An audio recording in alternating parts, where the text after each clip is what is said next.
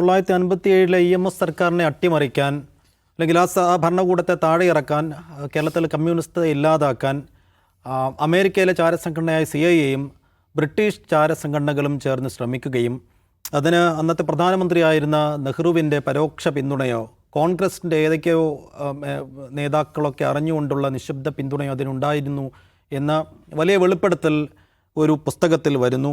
അതിന് ഉപോത്ബലകമായ തെളിവുകൾ എന്ന രീതിയിൽ ബ്രിട്ടീഷ് ആർക്കൈവ്സിൽ നിന്നുള്ള ചില തെളിവുകൾ ഈ ഗ്രന്ഥകാരൻ നിരത്തുന്നുണ്ട്. ഒരു ബ്രിട്ടീഷ് ചരിത്രകാരനാണ് പുസ്തകം എഴുതിയിരിക്കുന്നത്. അപ്പോൾ ഈ കാലങ്ങളായി ഇത്തരത്തിലുള്ള ഒരു ചർച്ച കേരളത്തിലുണ്ട്.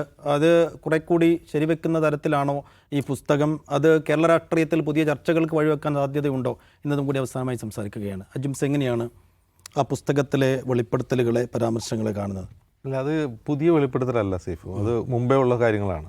അതായത് CIA ഇന്ത്യയിൽ ഇടപെട്ടിട്ടുണ്ട് എന്നുള്ളതിന് നിരവധി തെളിവുകളുണ്ട്.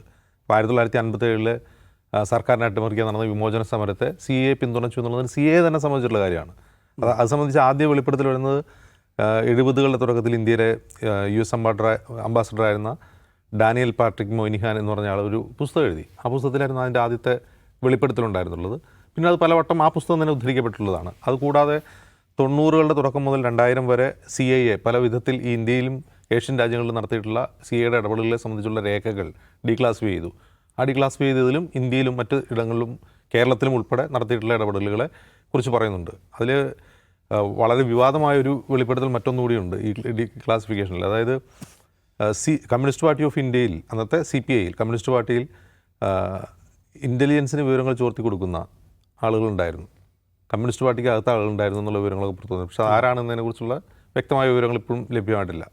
അപ്പോൾ വിമോചന സമരം എന്തിനായിരുന്നു, വിമോചന സമരത്തിൻ്റെ ഉത്ഭവം എന്താണ്, അതിനെന്തിന് CIA ഫണ്ട് ചെയ്യണം എന്നുള്ളത് നമ്മൾ നോക്കുമ്പോൾ അതിലൊരു പ്രശ്നം, അന്ന് ശീതയുദ്ധകാലമാണ്. ഇപ്പോൾ സോവിയറ്റ് യൂണിയനും അമേരിക്കയും തമ്മിലുള്ള ശീതയുദ്ധം നടക്കുന്നു എന്നുള്ളത് മാത്രമല്ല, അന്ന് അമേരിക്ക ഭരിക്കുന്ന ഐസൻഹോവറാണ്. ഐസൻഹോവറിൻ്റെ പല നിലപാടുകളും സോവിയറ്റ് വിരുദ്ധമാണ്, കമ്മ്യൂണിസ്റ്റ് വിരുദ്ധമാണ് എന്ന് മാത്രമല്ല, ഐസൻഹോവറിന് മാത്രമല്ല ആ കാലത്ത് ഏത് US പ്രസിഡന്റിനും കമ്മ്യൂണിസത്തിനെ ചീത്ത വിളിച്ചാൽ മാത്രമേ അമേരിക്കയിൽ ആഭ്യന്തര രാഷ്ട്രീയത്തിൽ നിലനിൽക്കാൻ പറ്റൂ. അതിന് വേറൊരു കാര്യം കൂടിയുണ്ട്. ഈ പോൾ മക്കാർത്തി എന്ന് പറയുന്ന ഒരു സെനറ്റർ ഉണ്ടായിരുന്നു, റിപ്പബ്ലിക്കൻ പാർട്ടിയുടെ ആളാണ്. അയാൾ ഒരുതരം കമ്മ്യൂണിസ്റ്റ് വിരുദ്ധ ഹിസ്റ്റീരിയ ബാധിച്ചൊരു മനുഷ്യനാണ്. മക്കാർത്തീസ് എന്നാണ് ഇപ്പോൾ ഇന്നും അറിയപ്പെടുന്നത് കമ്മ്യൂണിസ്റ്റ് വിരുദ്ധത്തെക്കുറിച്ച്. ആൾ വിശേഷിപ്പിക്കാം, അത് കമ്മ്യൂണിസ്റ്റ് വിരോധമല്ല, കമ്മ്യൂണിസ്റ്റ് വിരോധം മൂത്ത് വട്ടായി പോയൊരു മനുഷ്യനായിരുന്നു മക്കാർത്തി. ഇയാളെന്താ ചെയ്യാന്ന് വെച്ചാൽ, അമേരിക്കയിലെ ഉദ്യോഗസ്ഥർക്കിടയിൽ, സൈന്യത്തിൽ, പോലീസിൽ, രാഷ്ട്രീയക്കാർക്കിടയിൽ, സെൻട്രൽമാർക്കിടൊക്കെ കമ്മ്യൂണിസ്റ്റുകാർ നുഴഞ്ഞു കയറിയേക്കാണ്. അതേക്കുറിച്ച് അന്വേഷണം വേണമെന്ന് പറഞ്ഞാൽ അമേരിക്കൻ കോൺഗ്രസിൽ പ്രമേയം കൊണ്ടുവരും. എന്നിട്ട് അയാളുടെ ഈ പ്രചാരണം ഉണ്ടായ പ്രശ്നം എന്ന് വെച്ചാൽ കുറേ ആൾക്ക് ജോലി പോകുന്നു, ആളുടെ ജീവിതം വഴിവിട്ടുന്നു. അമേരിക്കയിൽ തന്നെ ഇയാളുടെ പ്രശ്നം ഉണ്ടാക്കുകയാണ്. അപ്പോൾ കുറേ കഴിഞ്ഞപ്പോൾ ഈ സൈന്യത്തിൽ കമ്മ്യൂണിസ്റ്റുകൾ നുഴഞ്ഞു കയറേണ്ടെന്ന് ഇയാൾ വാദിച്ചു കഴിഞ്ഞപ്പോൾ സൈന്യം വന്നിട്ട് അതിനെക്കുറിച്ച് ക്ലാരിഫൈ ചെയ്തു. അതോടുകൂടി ഇയാളുടെ ഗ്യാസ് പോവുകയാണ് ചെയ്തത് മക്കാർത്തിയുടെ. അപ്പം പിന്നെ അമേരിക്കയുടെ കമ്മ്യൂണിസ്റ്റ് വിരോധം എന്ന് പറയുന്നത് സോവിയറ്റ് യൂണിയനോടുള്ള വിരോധത്തിൻ്റെ അടിസ്ഥാനത്തിലാണ്. അപ്പോഴാണ് ലോകത്തെങ്ങും ഇല്ലാത്ത തരത്തിൽ ആദ്യമായി ബാലറ്റിലൂടെ കേരളത്തിൽ ഒരു സർക്കാർ അധികാരത്തിൽ വരുവാണ്. അത് അമേരിക്കയെ സംബന്ധിച്ച് പല കാര്യങ്ങൾ കൊണ്ട് പ്രശ്നമാണ്. ഒന്ന്, ഇത് ഇന്ത്യയിലാണ്, അറേബ്യൻ സീയോട് ചേർന്ന് കിടക്കുന്ന ഒരു ചെറിയ ഭൂപ്രദേശത്താണ്. അത് അവർക്ക് ഈ ഏഷ്യയെക്കുറിച്ചും ഏഷ്യ പസഫിക്കിലും ഒക്കെ ഉള്ള രാജ്യങ്ങളിൽ ഇതിങ്ങനെ മറ്റു രാജ്യങ്ങളിലേക്ക് കൂടി സംഭവിച്ചാലോ, അവരതാണ് ആലോചിക്കുന്നത്. ഇപ്പോൾ ഉദാഹരണത്തിന് ചൈനയിൽ വിപ്ലവം ഉണ്ടായി കഴിഞ്ഞാൽ തൊട്ടുടനെ കൊറിയയിൽ വിപ്ലവം ഉണ്ടാകുന്നു, അവിടെ ഉത്തര കൊറിയ ഉണ്ടാകുന്നു, വിയറ്റ്നാമിൽ കമ്മ്യൂണിസ്റ്റുകൾ വളരുന്നു. അപ്പോൾ പ്രോക്സിമിറ്റി ഒരു പ്രശ്നമാണ്. അപ്പോൾ കേരളത്തിന് തൊട്ടടുത്ത് കാണുന്ന സ്ഥലങ്ങളിലേക്കൊക്കെയും ഇത് പടർന്നാൽ, ഇനി അറബിക്കടൽ വഴി ആഫ്രിക്കയിലേക്കൊക്കെ പോയി കഴിഞ്ഞാൽ അവരുടെ ഏറ്റവും വലിയ കൺസേൺ ആഫ്രിക്കയായിരുന്നു. കാരണം ഒരു വശത്ത് സോവിയറ്റ് യൂണിയൻ ഉണ്ട്, അവരെ തൊട്ട് മൂക്കിന് താഴെ ക്യൂബയുണ്ട്. അപ്പോൾ ഇതുപോലെ ഇതിങ്ങ് പടർന്ന് പിടിച്ചു കഴിഞ്ഞാൽ എന്നുള്ള ഭീതിയാണ് അവർക്ക്. അപ്പോൾ അവരെന്ത് ചെയ്തു, അവരാണ് വിമോചന സമരം ഉണ്ടാക്കി വിട്ടത് എന്നുള്ളതല്ല, പക്ഷേ വിമോചന സമരത്തെ അവർ ഫണ്ട് ചെയ്തു, അതിനെ സഹായിച്ചു. അതിൽ ചില കോൺഗ്രസ് നേതാക്കൾക്ക്, SK പാട്ടീൽ നിന്ന് മറ്റോ പേരുള്ള ഒരു മഹാരാഷ്ട്രക്കാരൻ ഒരു ട്രേഡ് യൂണിയൻ നേതാവ് ഉണ്ടായിരുന്നു, അയാൾക്കൊക്കെ പണം നൽകി എന്നുള്ള വിവരങ്ങൾ പോലും പുറത്തു വരുന്നുണ്ട്. ഇപ്പോൾ കേരളത്തിൽ അതിനെതിരെ നടന്നിട്ടുള്ള സമരങ്ങളെ അവർ ഫണ്ട് ചെയ്തിട്ടുണ്ട്, സഹായിച്ചിട്ടുണ്ട് എന്നുള്ളതും വിവരമാണ്. അതോടൊപ്പം ഈ M15 എന്ന് പറയുന്ന UK രഹസ്യാന്വേഷണ ഏജൻസിയും ഈ കമ്മ്യൂണിസ്റ്റുകളെ സ്പൈ ചെയ്യുന്നുണ്ടായിരുന്നു. സ്പൈ മീൻസ് അവരെ നിരീക്ഷിക്കുന്നുണ്ടായിരുന്നു എന്നുള്ളതാണ് ഈ പുതിയ വെളിപ്പെടുത്തൽ എന്ന രീതിയിൽ വരുന്നത്. അത് മുമ്പേ ഉള്ള വിവരമാണ്. അതൊരു ഈ കഴിഞ്ഞ ദിവസം UK ഒരു യുദ്ധവിമാനം തിരുവനന്തപുരത്ത് ഇറങ്ങിയല്ലോ. അപ്പോൾ അതേക്കുറിച്ച് ഇത് സ്പൈ വിമാനമാണെന്നുള്ളൊരു പ്രചാരണം വ്യാപകമായിരുന്നു. ഇത് കേരളത്തിൽ എന്തോ സ്പൈ ചെയ്യാൻ വന്നതാണ് എന്നുള്ള പ്രചാരണം. അപ്പോൾ അതോടനുബന്ധിച്ചാണ് ശരിക്കും യു കെ സ്പൈ ചെയ്തിട്ടുണ്ടോ എന്നുള്ളതാണ് ലേഖനത്തിൻ്റെ ഉദ്ദേശം തന്നെ. അപ്പോൾ യു കെയെ സംബന്ധിച്ച് നമുക്കറിയാം, ഈ ബ്രിട്ടൻ ഇന്ത്യ ഭരിച്ചതാണ്. നമുക്ക് സ്വാതന്ത്ര്യത്തിന് ശേഷം അവർ പോയി എങ്കിൽ പോലും ഇന്ത്യയെക്കുറിച്ച്, ഇന്ത്യൻ സൊസൈറ്റിയെക്കുറിച്ചുള്ള ധാരാളം രഹസ്യ വിവരങ്ങൾ M15 കയ്യിലുണ്ട്. അപ്പോൾ സ്വാഭാവികമായിട്ട് അവരെന്ത് ചെയ്യും, പുതിയ ഭരണകൂടവുമായിട്ട് അവർ ലിങ്ക് ടൈപ്പ് ഉണ്ടാക്കും. കാരണം ആ ടൈപ്പ്, അപ്പോൾ ഇന്ത്യയുടെ ഇൻ്റലിജൻസ് ബ്യൂറോ ആയിട്ട് M15 ടൈപ്പ് ഉണ്ടാക്കുന്നത് കൊണ്ട് ഇൻ്റലിജൻസ് ബ്യൂറോയ്ക്കും കുറേ വിവരങ്ങൾ കിട്ടും. ഇന്ത്യൻ സൊസൈറ്റിയെക്കുറിച്ചുള്ള പുതിയ വിവരങ്ങൾ അവിടെ നിന്ന് കിട്ടും. അപ്പോൾ ഈ ഇൻ്റലിജൻസ് ഷെയറിംഗ് എന്നുള്ളത് ബ്രിട്ടനുമായി ഇന്ത്യ തുടർന്നു പോന്നിരുന്നു, നെഹ്റുവിൻ്റെ കാലത്തും പിന്നീട് ഇന്ത്യയുടെ കാലത്തൊക്കെ. അപ്പോൾ ആ സമയത്താണ് ഈ കമ്മ്യൂണിസ്റ്റുകൾ മോസ്കോയിലേക്ക് പോകുന്നു, അവർ റഷ്യ സന്ദർശിക്കുന്നു, അത് പ്രശ്നമാണ് എന്ന് ഇൻ്റലിജൻസ് ബ്യൂറോ വഴി ഇവർ M15കാർ നെഹ്റുവിനെ ധരിപ്പിക്കുന്നു, നെഹ്റു ഭരണകൂടത്തെ ധരിപ്പിക്കുകയാണ്. അപ്പോൾ അത് പ്രശ്നം. അപ്പോൾ നെഹ്റുവിനെ സംബന്ധിച്ച് സോവിയറ്റ് യൂണിയനോട് നെഹ്റുവിന് പ്രശ്നമൊന്നുമില്ല. പക്ഷേ ഇന്ത്യയുടെ ആഭ്യന്തര സുരക്ഷയെ ബാധിക്കുന്ന വിധം മറ്റൊരു വിദേശ രാജ്യവുമായി ഒരു സംസ്ഥാനത്ത് നിന്നുള്ള കമ്മ്യൂണിസ്റ്റ് ലീഡേഴ്സ് ബന്ധപ്പെടുന്നത് ശരിയല്ല എന്നൊരു നിലപാട് നെഹ്റുവിനുണ്ടായിരുന്നു. പക്ഷേ M15 അതുകൊണ്ടും നിന്നില്ല. M15 ഇങ്ങനൊരു പ്രൊജക്റ്റ് മുമ്പോട്ട് വെച്ചു നെഹ്റുവിൻ്റെ മുമ്പിലല്ല, നെഹ്റു ഭരണകൂടത്തിന് മുമ്പിൽ, ഈ ഇൻ്റലിജൻസ് ബ്യൂറോ വഴി ഇതിനങ്ങ് അട്ടിമറിച്ച് കളയാം, അല്ലെങ്കിൽ ഇത് തുടച്ചു നീക്കണം, കമ്മ്യൂണിസം ഭയങ്കര പ്രശ്നമാണ്. പക്ഷേ നെഹ്റു അതിന് വഴങ്ങിയില്ല എന്നാണ് ഇത് എഴുതിയിട്ടുള്ളത്. നെഹ്റു ഒട്ടും അതിന് സമ്മതമായിരുന്നില്ല. ഇപ്പോൾ ആദ്യത്തെ EMS സർക്കാരിനെ പിരിച്ചുവിടുന്ന കാര്യത്തിൽ നെഹ്റു എടുത്ത തീരുമാനം നമുക്കറിയാം. അതിന് നെഹ്റുവിന് മേൽ സമ്മർദ്ദം ചെലുത്തിയത് ഇന്ദിരാഗാന്ധിയായിരുന്നു. അപ്പോൾ അതേക്കുറിച്ച് ഈ VR കൃഷ്ണയ്യർ അദ്ദേഹത്തിൻ്റെ ആത്മകഥയിൽ പറയുന്ന ഒരു വളരെ പ്രധാനപ്പെട്ട കാര്യമുണ്ട്. നെഹ്റു രാജ്ഭവനിൽ ഉണ്ടായിരിക്കെ അന്ന് VR കൃഷ്ണയ്യർ മന്ത്രിസഭാംഗമാണ്. അപ്പോൾ ഈ പിരിച്ചുവിടാനുള്ള നീക്കം ഡൽഹിയിൽ നടക്കുന്നുണ്ട് എന്നറിഞ്ഞുകൊണ്ട് EMS കൃഷ്ണയ്യരെയാണ് നെഹ്റുവിനെ കാണാൻ അയക്കുന്നത്. അപ്പോൾ അന്ന് കൃഷ്ണയ്യരോട് നെഹ്റു വിഷണ്ണനായി സംസാരിച്ചുകൊണ്ടൊരു ഫോട്ടോ പോലും ഈ അദ്ദേഹത്തിൻ്റെ ആത്മകഥയിൽ അദ്ദേഹം പ്രസിദ്ധീകരിച്ചിട്ടുണ്ട്. നെഹ്റുവിൻ്റെ ആ ബോഡി ലാംഗ്വേജ് തന്നെയുണ്ട്. അദ്ദേഹം ഒട്ടും സന്തുഷ്ടനായല്ല ആ പണി ചെയ്യുന്നത്, ഈ പിരിച്ചുവിടാനുള്ള നീക്കം നടത്തുന്നത് എന്നുള്ളത്. ഏതൊക്കെയോ സമ്മർദ്ദങ്ങൾ കൊണ്ടാണ്. നെഹ്റുവിന് ഒരിക്കലും അതിൽ താല്പര്യം ഉണ്ടായിരുന്നില്ല എന്നാണ് കൃഷ്ണയ്യരും അതിൽ ചൂണ്ടിക്കാട്ടുന്നത്. അപ്പോൾ മറ്റെന്തൊക്കെയോ ബാഹ്യ സമ്മർദ്ദങ്ങൾ, പ്രത്യേകിച്ച് ഇന്ത്യയുടെ സമ്മർദ്ദം അദ്ദേഹത്തെ സ്വാധീനിച്ചിട്ടുണ്ടാകാമെന്നുള്ളതാണ്. പക്ഷേ കമ്മ്യൂണിസം എന്നുള്ളത് അമേരിക്കയെ സംബന്ധിച്ച് ഒരു ഭൂതമായിരുന്നു എന്ന്. ഒരുതരം കമ്മ്യൂണിസ്റ്റ് ഭീതി അമേരിക്ക കൊണ്ടു നടന്നിരുന്നു. ബ്രിട്ടൻ അതിൽ കൂടുതൽ കൊണ്ടു നടന്നു. കാരണം ബ്രിട്ടൻ തൊട്ടടുത്താണ് സോവിയറ്റ് യൂണിയൻ്റെ, അമേരിക്ക മറ്റൊരു ഭൂഖണ്ഡത്തിലാണ്. അപ്പോൾ ഈ സോവിയറ്റ് വിരോധം യഥാർത്ഥത്തിൽ US-നേക്കാൾ കൂടുതലുള്ള ആർക്കാണ്? ബ്രിട്ടനാണ്. ഇന്നും റഷ്യയുടെ ഏറ്റവും വലിയ ശത്രു രാജ്യം ഏതാണെന്ന് പറയും UK തന്നെയാണ്. അതിൻ്റെ കാരണം അവർ തൊട്ടടുത്താണ്, ഒരേ ഭൂഖണ്ഡത്തിലാണെന്നുള്ളൊരു പ്രശ്നമാണ്. അപ്പോൾ അവരത് ചെയ്തു, അവരത് ഡീക്ലാസിഫൈ ചെയ്തു. അമേരിക്കയ്ക്കും ബ്രിട്ടനൊക്കെ അങ്ങനെ ചില ഗുണങ്ങളുണ്ട്. അവർ ചെയ്യുന്ന രഹസ്യാന്വേഷണ പ്രവർത്തനങ്ങളും രഹസ്യ വിവരങ്ങൾ പോലും ഒരു കാലഘട്ടം കഴിയുമ്പോൾ രഹസ്യമാക്കി വയ്ക്കില്ല, അത് പുറത്തു വരും. പക്ഷേ മറ്റ് പല രാജ്യങ്ങളുടെയും, ഇന്ത്യ ഉൾപ്പെടെ പല രാജ്യങ്ങളുടെയും പല രഹസ്യങ്ങളും പുറത്തു വരാറില്ല എന്നുള്ളതാണ് ഒരു കാര്യം. നിഷാദ്, ഇതിപ്പോൾ CIA ഉൾപ്പെടെയുള്ളവർ അതിന് ശ്രമിച്ചു എന്നുള്ളത് പഴയ വിവരമാണ്. ഈ M15 ബ്രിട്ടനുമായി ഇടപെട്ടിരുന്നു എന്നുള്ളതാണ് അപ്ഡേറ്റ്. അപ്പോൾ ഇത് ഇപ്പോഴത്തെ ഒരു സാഹചര്യത്തിൽ എങ്ങനെയാണ് അതിനെ നോക്കി കാണേണ്ടത്? ഈ M16 വിവരങ്ങളൊക്കെ പുറത്തു വരാറുണ്ടെന്ന് അജിംസ് പറഞ്ഞപ്പോൾ ഞാൻ ഒരു കാര്യം ഓർത്തത്, ഇപ്പോഴാണല്ലോ RSS ഇന്ത്യയുടെ സ്വാതന്ത്ര്യ സമരത്തിൽ പങ്കെടുത്തതിനെക്കുറിച്ചൊക്കെ ഇവർ ആഘോഷിക്കുന്ന കാലമാണല്ലോ. അപ്പോൾ M16, അതായത് അന്നത്തെ ബ്രിട്ടീഷ് ഇൻ്റലിജൻസിൻ്റെ പുറത്തു വന്ന ഒരു വിവരമുണ്ട്. അത് ഹെഡ്ഗേവാറിൻ്റെ നേതൃത്വത്തിലൊരു സംഘം ആളുകൾ ഇവിടെ എന്തോ പണിയൊക്കെ ചെയ്യുന്നുണ്ട്. അവരെ പേടിക്കേണ്ട കാര്യമേ ഇല്ല, അവർ നമുക്കൊരു ശല്യമേ അല്ല. അവർ വേറെന്തൊക്കെയോ ചില ഹിന്ദു സമുദായ സംഘടനാ പ്രവർത്തനം നടത്തുകയാണ്. സ്വാതന്ത്ര്യം എന്ന് പറയുന്ന സംഗതിയൊന്നും അവരുടെ മുമ്പിൽ ഒരു പ്രധാന കൺസേണായി കാണേണ്ടതില്ല, പേടിക്കേണ്ടതില്ല എന്ന രഹസ്യാന്വേഷണ റിപ്പോർട്ട് പുറത്തു വന്നിട്ടുണ്ട്. അപ്പോൾ ഞാൻ സന്ദർഭവശാൽ പറഞ്ഞതേ ഉള്ളൂ.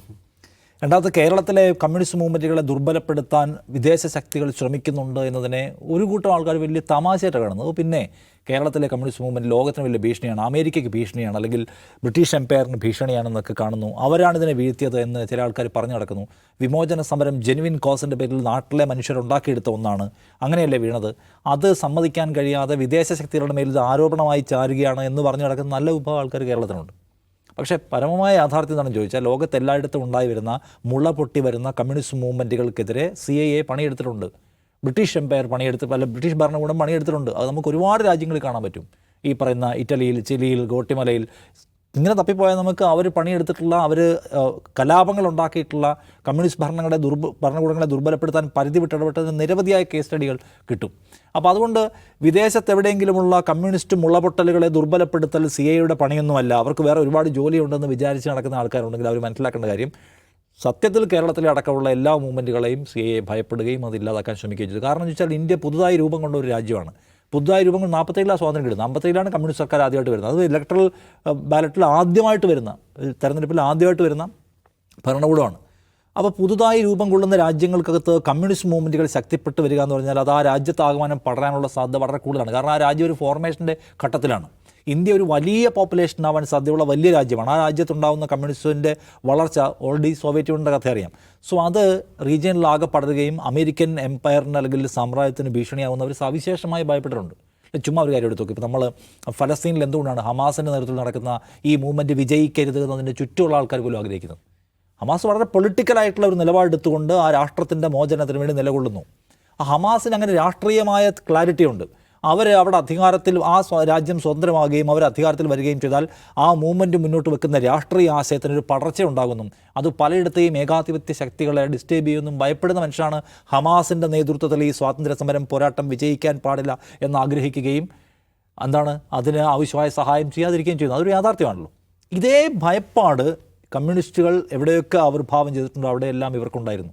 അതുകൊണ്ട് തർക്കാനുള്ള ശ്രമം അവർ എല്ലായിടത്തും പോലെ എവിടെയും ചെയ്തിട്ടുണ്ട്. പല മാർഗത്തിൽ ചെയ്തു. അപ്പം നമുക്കിപ്പോഴും സോഷ്യൽ മീഡിയയിൽ കാണാവുന്ന ഒരു വീഡിയോ ഉണ്ട്. കേരളത്തിന് മതിയായ അരി കിട്ടുന്നില്ല എന്ന് ഡൽഹിയിൽ കേരളത്തിൽ നിന്നുള്ള നയനാടക്കമുള്ള MP-മാർ പ്രതിനിധികൾ സമരം ചെയ്യുന്ന ഒരു വീഡിയോ കാണാൻ വിട്ടു. അതെന്താണ്? കേരളത്തിന് ഓൾറെഡി വലിയ ക്ഷാമം ഉണ്ടായിരുന്ന കാലത്ത് കേരളത്തിന് അരി അതിനേക്കാളും കുറഞ്ഞു.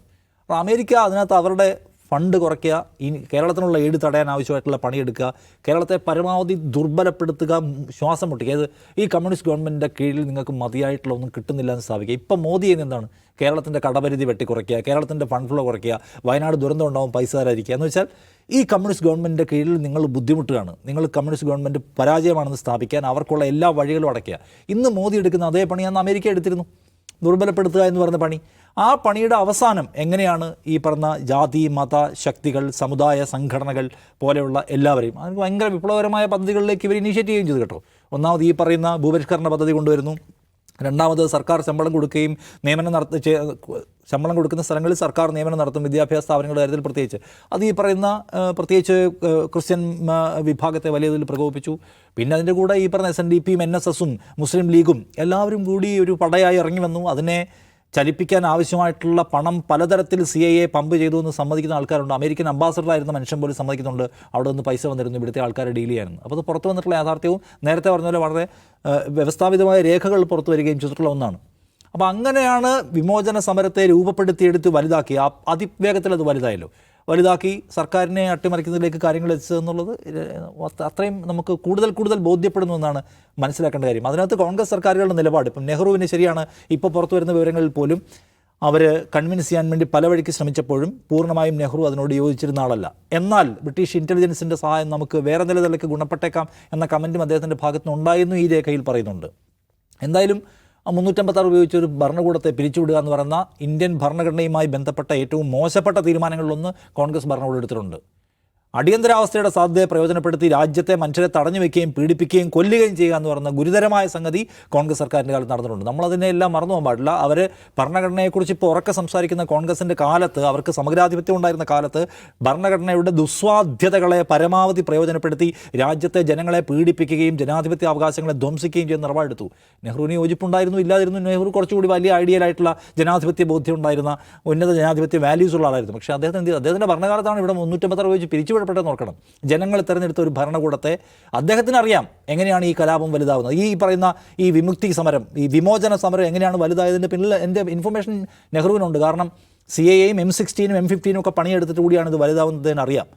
പക്ഷേ എന്നിട്ടും അദ്ദേഹം അതിനുശേഷം ഉണ്ടായ സാഹചര്യത്തെ മുൻനിർത്തിക്കൊണ്ട് ഇത് പിരിച്ചുവിടാൻ ശ്രമിച്ചു. ആ വിമോചന സമരം കേരളത്തിന് വലിയ ഇമ്പാക്റ്റ് ഉണ്ടാക്കിയിട്ടുള്ള ഒന്നാണ്. കാരണം കേരളത്തിലെ ഒരു വിഭാഗം മനുഷ്യർ കമ്മ്യൂണിസ്റ്റുകൾ കുഴപ്പമാണ്, കമ്മ്യൂണിസ്റ്റുകൾ മതങ്ങൾക്കെതിരാണ്, മതസ്ഥാപനങ്ങളെ തകർക്കാൻ ശ്രമിക്കുന്നവരാണെന്ന് പറഞ്ഞ ഒരു മൈൻഡ് സെറ്റ് ഇപ്പോഴും കേരളത്തിൻ്റെ മണ്ണിൽ ലയിച്ചു കിടക്കുന്ന ഒന്നാണല്ലോ. അത് ഉണ്ടാക്കുന്നതിൽ ഈ സമരം വലിയ പങ്ക് വെച്ചിട്ടുണ്ട്. വിമോചന സമരത്തെ സർക്കാർ നേരിട്ടതിലും പ്രശ്നമുണ്ട്. സമരം നേരിട്ടതിൻ്റെ ഭാഗമായിട്ട് പലയിടത്തും വെടിവെപ്പും അതിക്രമങ്ങളും പോലീസ് നടപടികളും ഉണ്ടാവുകയും ആൻഡ് CPM നേതാക്കൾ അതിനെ ജസ്റ്റിഫൈ ചെയ്തൊക്കെ കഥകൾ നമുക്കറിയാം. പക്ഷെ എന്നാലും വിമോചന സമരം കേരളത്തിൽ കമ്മ്യൂണിസ്റ്റ് വിരുദ്ധമായ ഒരു ആശയത്തിന്, പ്രത്യേകിച്ച് മതസംഘടനകളെ കേന്ദ്രീകരിച്ചുകൊണ്ടുള്ള കമ്മ്യൂണിസ്റ്റ് വിരുദ്ധ ആശയത്തിന് വിത്തുപാകുന്നതിലൊരു പ്രധാനപ്പെട്ട പങ്ക് വഹിച്ചിട്ടുണ്ട്.